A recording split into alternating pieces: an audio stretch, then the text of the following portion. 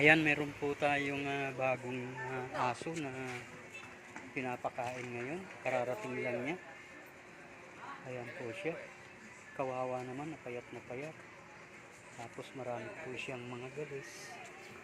Ayan, nakakaawa po yung lagay ng asong ito. Kaya po binigyan ko po siya ng pagkain. Ayan.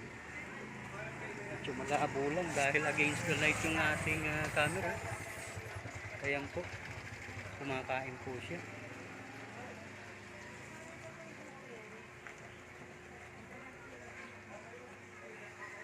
Mainit po kasi yung pagkain.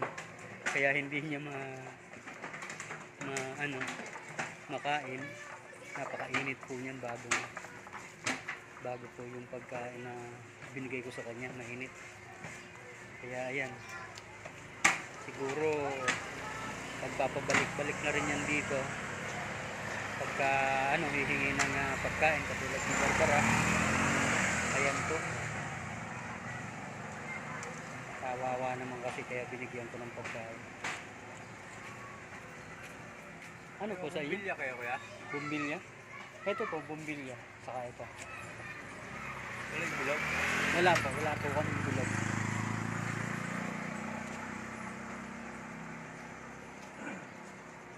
Ayan po, nakakain na niya. Siguro medyo lumamig na yung pagkain.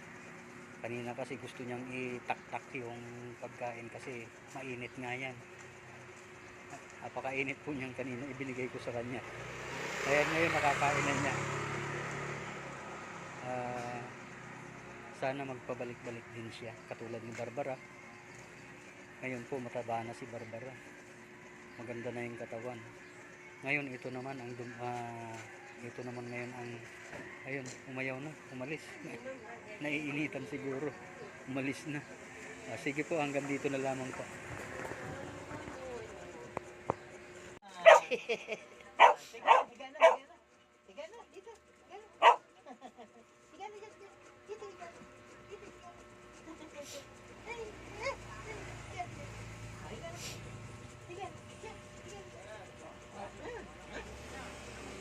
Niyayaya ako.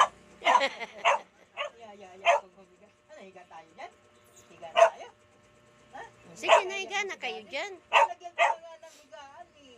Gusto mo, katabi pa si daddy. Lastik naman yan. Dito ka. Dito ka. Ano ba kamot? Tigil yan.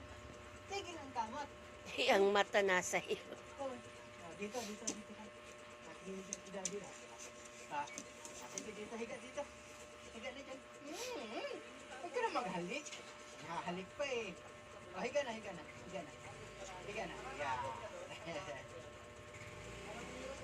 Tama na ang kamot. Tama na dila ah. Matulog na. Sige na, sleep na.